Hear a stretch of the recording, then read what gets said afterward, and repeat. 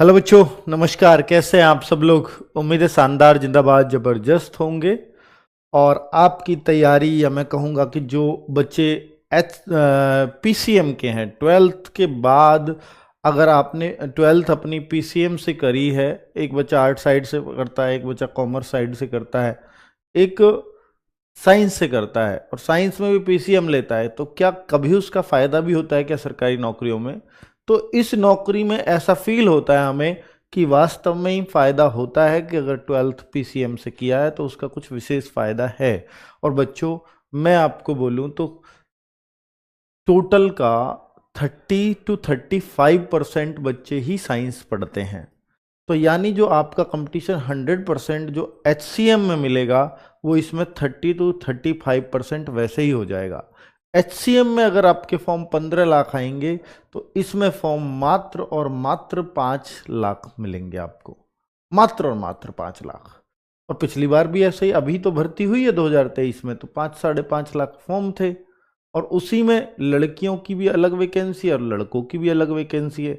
अगर वैकेंसी 900 आती हैं तो 300 लड़कियों की अलग होंगी, 600 लड़कों की अलग होंगी। तो लड़कियों का 33% कोटा एकदम फिक्स होता है। और सबसे बढ़िया बात है कि इसकी नौकरी के ड्यूटी आवर्स फिक्स हैं। ऐसा नहीं है कि आपको किसी भी टाइम करके वो कॉल करके बुला लेते हैं। इसमें 3 शिफ्ट चलती हैं। एक 8 बजे सुबह शुरू होती है, 2 बजे आपकी ड्यूटी खत्म है। फिर एक 2 बजे शुरू होगी, फिर आपकी शाम के 8 बजे खत्म है। और चूंकि शाम की 8 बजे है तो रात में बहुत कम काम होता है, आप भी मतलब वहाँ पे रेस्ट ही करते हैं। तो सुबह शाम के 8 से सुबह के 8 तक ड्यूटी रहेगी। अब ये शिफ्ट फिर आपस में चेंज भी होती रहती हैं, किसी की दोपहर वाली आएगी, किसी की सुबह वाली आएगी, किसी की फिर रात वाली।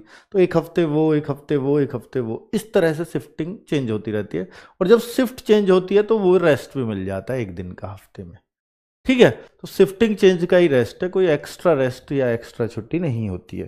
तो भाई काम कैसा है? काम शानदार है। काम अगर मैं आपको एक मोटा मोटा बताऊं, एक टाइप का काम बताऊं, तो जो 100 नंबर की कॉल है, उसने जो मैसेज दिया है बोल बोल करके, आपने वो लिख करके टाइप करके आगे पहुंचा दिया है। ठीक है, इतना सही काम है कि भाई जो कंसर्न थाने का ये मैटर है और इसको आप जो है देख लो। अब मैं इसमें इन्वॉल्वमेंट मेरा नहीं है।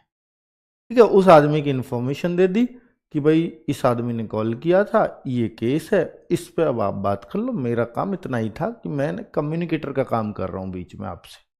ठीक है, तो इसका एडब्ल्यू असिस्टेंट वायरलेस ऑपरेटर, और एक होता है टेली प्रिंट ऑपरेटर।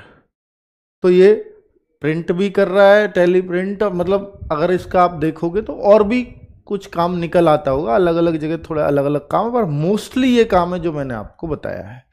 तो भाई ये दिल्ली पुलिस के अंदर जॉब है और हेड कांस्टेबल की जॉब है। तो सीधी सी बात है कि आपकी सैलरी 50-55 हजार पहली सैलरी होगी।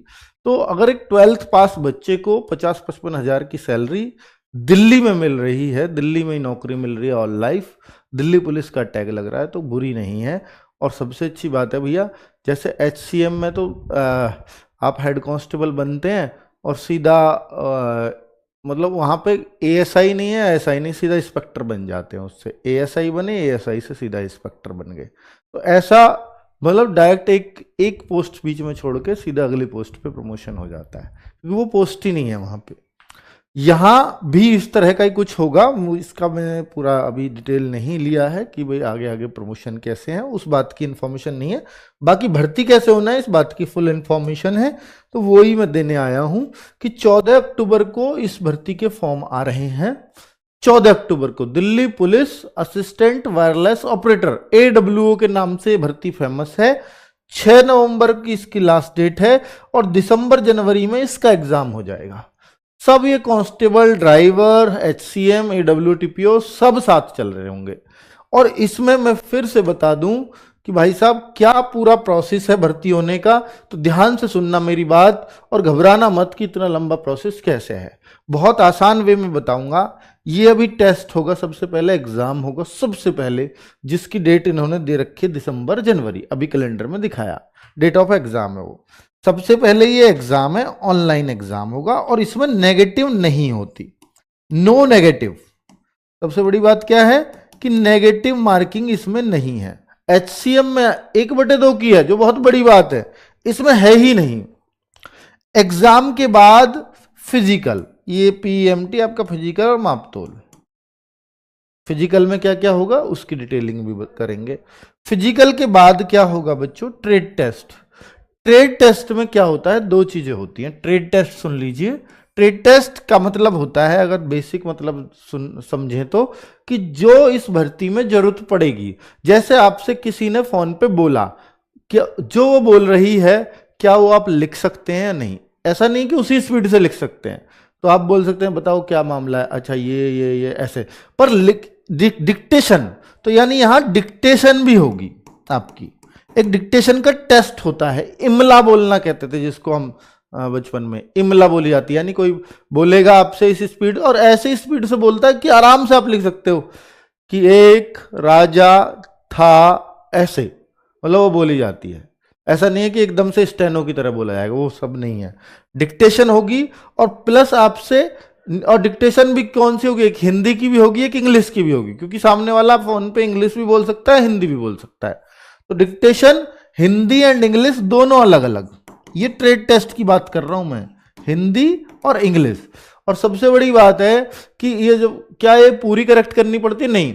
अगर आपसे 100 शब्द वहां बोले जाएंगे, अगर आपने 50 शब्द सही कर दिए तो आप पास हो। ऐसे इंग्लिश में 100 में से अगर आपने 50 शब्द सही कर दिए तो पास। तो इसको सब पास कर लेते हैं, क्योंकि जो एग्जाम पास करके जा रहा है साइंस साइड का स्टूडेंट है, इतना आधे शब्द तो सही लिख ही लेगा। इसमें फेल बहुत कम बच्चे होते हैं। डिक्टेशन हो गया। इसके बाद होता है बच्चों जो है आपसे रीडिंग कराते हैं वो, मतलब आप पढ़ भी सकते हो लिखे हुए को या नहीं। तो ये रीडिंग क्या कराएंगे, हिंदी का न्यूज़पेपर और इंग्लिश का न्यूज़पेपर, हिंदी का और इंग्लिश का न्यूज़पेपर। वही कितनी देर कराएंगे, जस्ट 20 सेकंड 15 सेकंड। जैसे ही आप पढ़ने लगोगे फ्लो में, आपको कह देंगे भाई जाओ, ठीक है। आप शब्द मिला के बस पढ़ लेने चाहिए। ऐसा नहीं है इंग्लिश आप बहुत फ्लुएंटली पढ़ो, बस आपको शब्द आने चाहिए बोलने, ठीक है। तो ये हो गया आपका ट्रेड टेस्ट में ये चीजें होती हैं, और इसको मैं समझता हूं कि 95% बच्चे इसको पास कर लेते हैं बिना तैयारी के भी। आगे अब बच्चे इसके बाद करता हूं टाइप। थोड़ी सी तैयारी भी हम भी इसमें आइडिया आपको दे देंगे उस टाइम पे कि ट्रेड टेस्ट को कैसे पास करना है। आगे बात कर लेते हैं भैया typing and CFT। Typing and CFT क्या है, तो टाइपिंग भी चाहिए होगी भाई। टाइपिंग इतनी आसान है, आपको 200 शब्द मिलेंगे, वर्ड्स, और ये आपको 15 मिनट में टाइप करने हैं।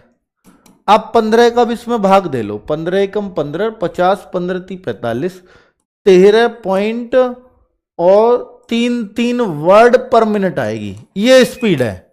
इंग्लिश की टाइपिंग होगी 13 शब्द प्रति मिनट। देख देख के भी टाइप करो। टी कहां जी, कीबोर्ड पे टी, डी लिखना है, एच कहां, ई कहां है, डी लिख दिया। इतने में आ जाती है 13 की स्पीड। ये आपने थोड़ी सी बस कीबोर्ड पे कुछ दिन कंप्यूटर चलाया हो, कीबोर्ड पे अगर ये कोई आदमी 10 दिन भी इसमें कीबोर्ड पे लेटर टाइप करने की प्रैक्टिस कर ले, एक उंगली से करने वाले इसे बहुत आराम से पास कर जाते हैं। तो इसलिए ये टाइपिंग तो ना के बराबर है। एक CFT होता है, HCM में भी होता है, इसमें भी होता है, पर इसका आसान होता है उससे। उसमें 10-10 मिनट का होता है, इसमें 5-5 मिनट का होता है। उससे आसान CFT यहां होता है। कंप्यूटर फॉर्मेटिंग टेस्ट मात्र 7 दिन की, 1 हफ्ते की प्रैक्टिस हम लोग कराएंगे आपको यूट्यूब पे। CFT आपका क्लियर हो जाएगा, ये मेरा वादा है आपसे, ठीक है। और बात है मेडिकल एग्जामिनेशन, वो आपको समझ में। तो ये पूरा प्रोसेस है इसमें भर्ती होने का। हर एक बच्चा जो 12th में PCM करके आया है वो इसके फॉर्म को भर देगा। 12th जिसने PCM से किया, फिजिक्स केमिस्ट्री मैथ्स, किसी भी बोर्ड से की हो, किसी भी स्टेट का बच्चा हो, सब भर देंगे। भाई देखो मैं एक आपको बताता हूं कि एक अभी हाल के इंसिडेंट्स बता रहा हूं कि मेरी कजिन है, मेरे चाचा की लड़की है। मैं उसको किस दिन यूट्यूब पे भी मिलवा दूंगा आपसे, कि वो दिल्ली पुलिस में फेल हो गई। क्या फेल हो गई कि उसके मार्क्स तो 80+ थे 100 में से, पिछले वाले में फिजिकल सब पास, मेडिकल में आई साइड में वो बाहर निकाल दी। आई साइड में लेसिक वेसिक भी कराया, बट लेसिक कराने के बाद भी वो बाहर हो गई क्योंकि वो नहीं पढ़ पाई, लेसिक ही अच्छा नहीं हुआ उसका। और जहां बेस्ट सेंटर है लेसिक का, वहां से लेसिक भी कराया था। तो ये भी एक किस्मत होती है। अब वो बेरोजगार है फिलहाल, अब वो सीजीएल वगैरह की तैयारी करे, लेकिन मुझे पता है कि सीजीएल में उसको बहुत प्रयास करने पड़ेंगे, हो सकता है 1-2 साल 3 साल उसको देने पड़े। तो उसके लिए फिर क्या बेस्ट जॉब हो सकती है, तो मैंने उसको यही सजेस्ट किया है, क्योंकि वो खुद पीसीएम से है। तो भाई अगर वो इस जॉब को ले लेगी तो उसको जो दिल्ली पुलिस कांस्टेबल का रिग्रेट है वो भी खत्म हो जाएगा, और ये कहेगी कि मैं बढ़िया रही, वहां फेल हो गई, क्योंकि ये नहीं होता फिर। ठीक है, तो मैं आपको एग्जाम्पल दे रहा हूं कि लड़की हो या लड़का हो, अगर आप ये चांस ले सकते हो तो इसमें भर्ती होना एचसीएम से आधी मेहनत में हो जाएगा। एचसीएम का रिटर्न मुश्किल, क्योंकि वहां 15 लाख बच्चा बैठेगा, यहां 5-6 लाख बच्चा बैठेगा, और पहले तो एग्जाम मुश्किल, दूसरा फिर उसकी टाइपिंग बहुत मुश्किल, और दोनों को 100 + 25 125 में से मेरिट, इसकी मेरिट सिर्फ एग्जाम बेस पे, बाकी सब क्वालिफाइंग। कहीं कोई टाइपिंग का मार्क्स नहीं है, सीएफटी का मार्क्स नहीं है, ट्रेड टेस्ट का कोई मार्क्स नहीं है, सब क्वालिफाइंग है। इसी में जो ज्यादा नंबर लाएगा, और इसमें भी नेगेटिव नहीं है, तो इसको पास करना उसके मुकाबले बहुत आसान है। अगर आप 12th पीसीएम से हो तो ये आपको बहुत फायदा होने वाला है। मैं आपको दिखा देता हूं क्या 12th पीसीएम ही फॉर्म भर सकते हैं। कोई बच्चा कहेगा सर मेरे पास बायोलॉजी है तो क्या मैं फॉर्म भर, एक एज भी बता रहा हूं, चिंता मत करिए आप। देखिए 12th ये लिख रहा है, ये पिछले नोटिफिकेशन से ही लाया हूं, एसेंशियल क्वालिफिकेशन में passed 10+2 from a recognised board with science and mathematics. Science में तो फिजिक्स केमिस्ट्री हो गया, और मैथ्स में ये रहा, तो बायो चलती ही नहीं है।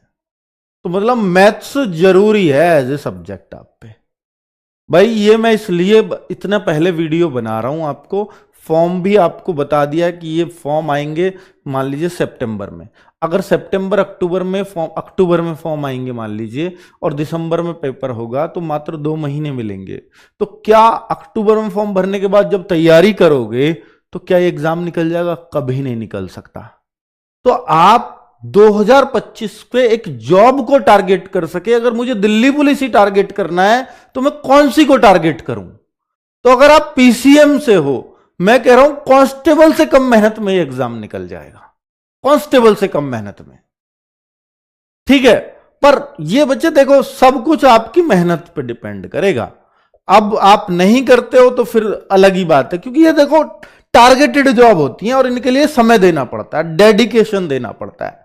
उसके लिए हम बैठे हैं कि किस तरह से आपको पढ़ाना है, क्या करना है, क्या मटेरियल देना है। 23 की भर्ती कराई है और लगभग हर बच्चा यहां से पढ़ा है। इस वजह से मैं बहुत दावे से बात कह सकता हूं।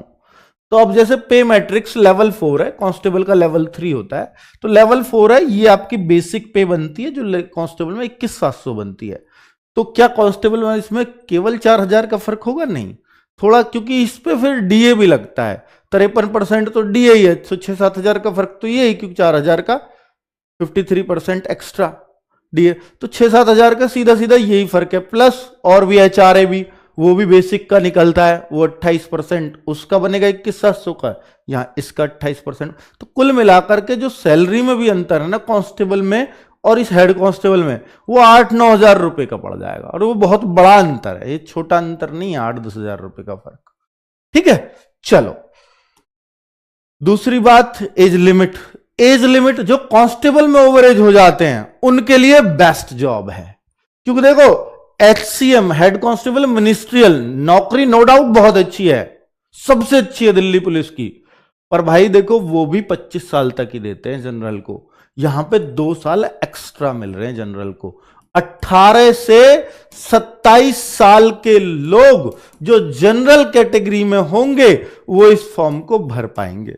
अगर ओबीसी में तो 18 से 30 ईयर आपकी चल जाएगी ओबीसी में, और अगर आप एससी एसटी में हो तो 18 से 32 साल आपकी एससी एसटी की एज चल जाएगी इसके अंदर।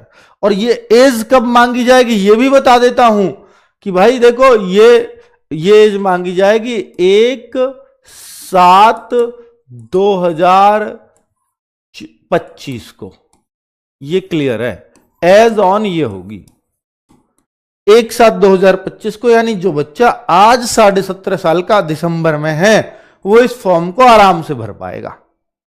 ठीक है, 17.5 का या 17.25 का जो भी है। ठीक है, कुल मिलाकर ये आपको क्लियर समझ में आ गया है। और वही सब यहां दे रखा है 3 साल की किसको, और एक्स सर्विसमैन भी हैं तो भाई वो भी भर सकते हैं, बिल्कुल भर सकते हैं। और रिलैक्सेशन आपका 5 सेंटीमीटर का तब है चेस्ट में भी या हाइट में भी, जो अगर आप दिल्ली पुलिस के बेटे हो या बेटी हो, दिल्ली पुलिस में आपके फादर हैं या मदर हैं, उनके भी मिल जाता है 5 सेंटीमीटर का एक्स्ट्रा रिलैक्सेशन। ये आपको हाइट में, लेकिन वैसे हाइट देखो 170 सेंटीमीटर है, क्या मैंने बताया नहीं, हाइट यहां पर दी नहीं है 5 सेंटीमीटर का, तो टोटल 170 सेंटीमीटर की हाइट इसमें चाहिए ही होती है। लड़कियों को 157 सेंटीमीटर।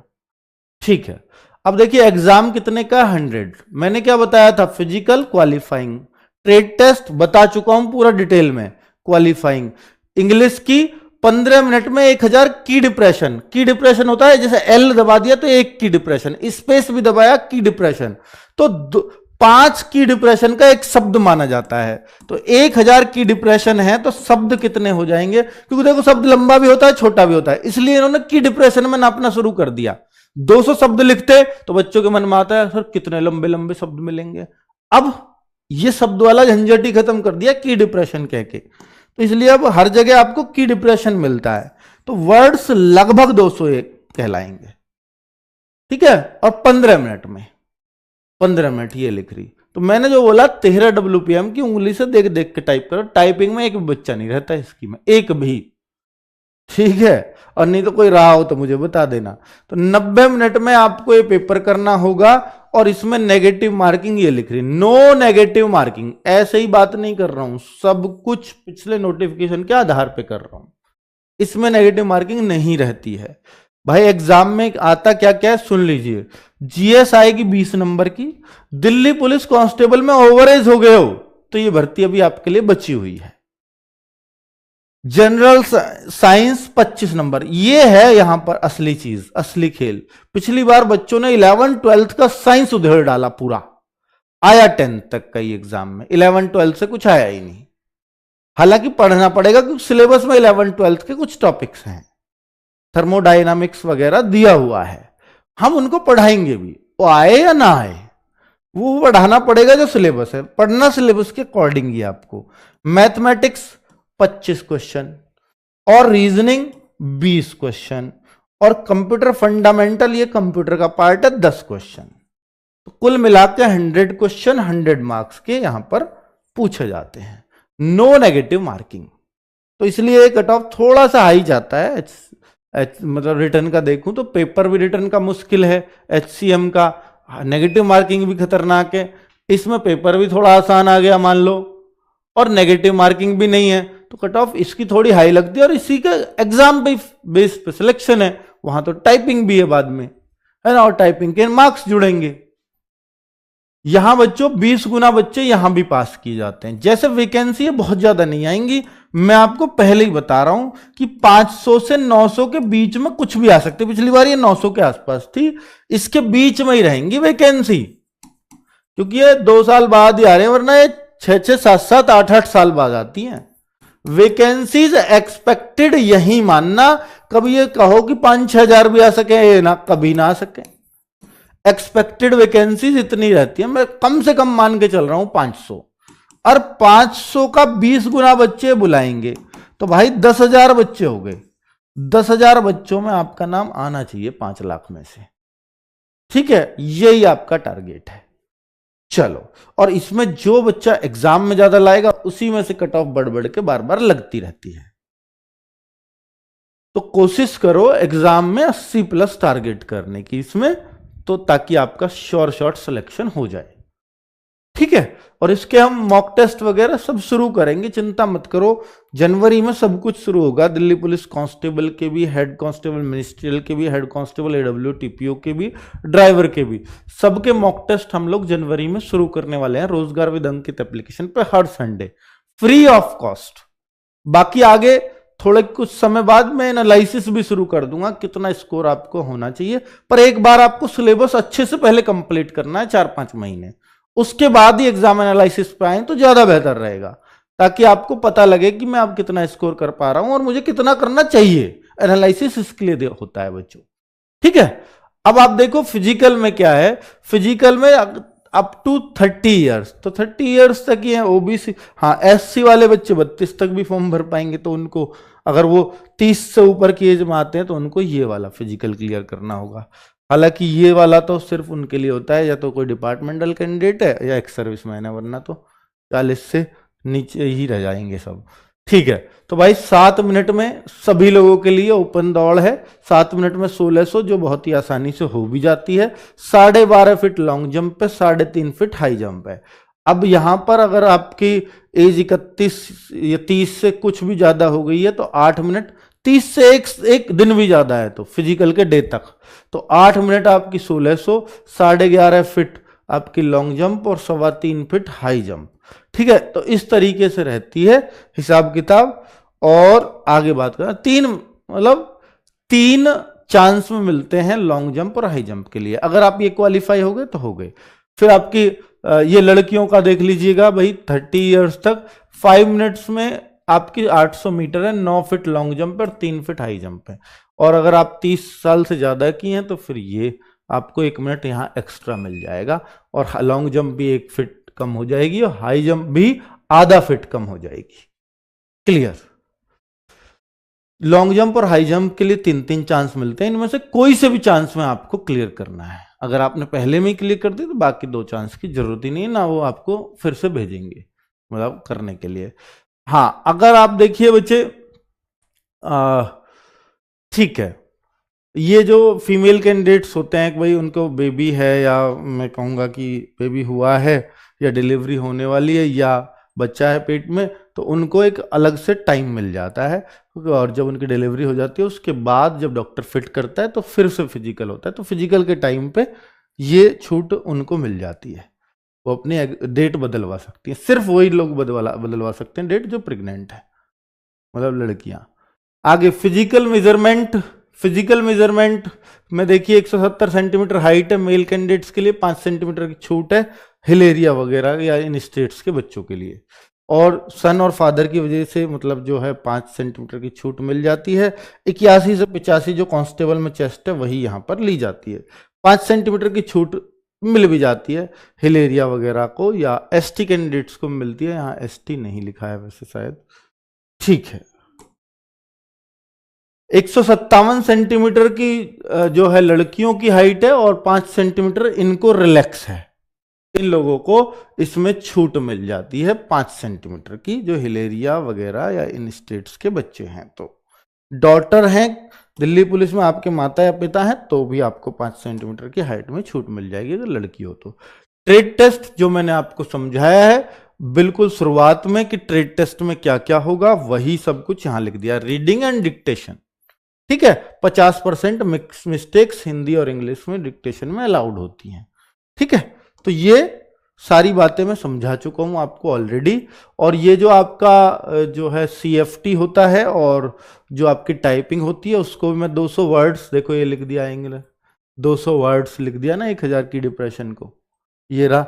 और 15 मिनट हैं, 200 वर्ड्स हैं, तो ये। और इसमें ना अगर आपकी मिस्टेक बहुत ज्यादा, एक वर्ड कटेगा सिर्फ एक मिस्टेक का, जैसे वहां पर HCM में क्या होता है, एक मिस्टेक कर दी 10 शब्द कटते हैं, यहां एक वर्ड ही कटेगा एक मिस्टेक का। सबसे अच्छी बात यह है। और दूसरा, अगर आपकी 25 से ज्यादा मिस्टेक हैं तो आप डिस्क्वालीफाई कर दी जाओगे। तो 25 मिस्टेक तो वैसे भी नहीं बनती 15 मिनट की टाइपिंग में, जहां 200 शब्द लिखने हो।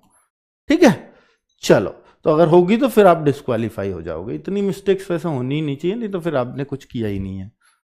अब ये देखो वैसे, और ये है CFT यानी कंप्यूटर फॉर्मेटिंग टेस्ट, जिसमें MS word 5 minute, power point और एक्सेल से ये काम कराया जाएगा। अगर थोड़ा बहुत भी आपने कुछ लेटर वगैरह लिखा है कंप्यूटर पर, कभी कुछ टाइप किया, तो अंडरलाइन और पेज नंबरिंग ये सब जानते होंगे।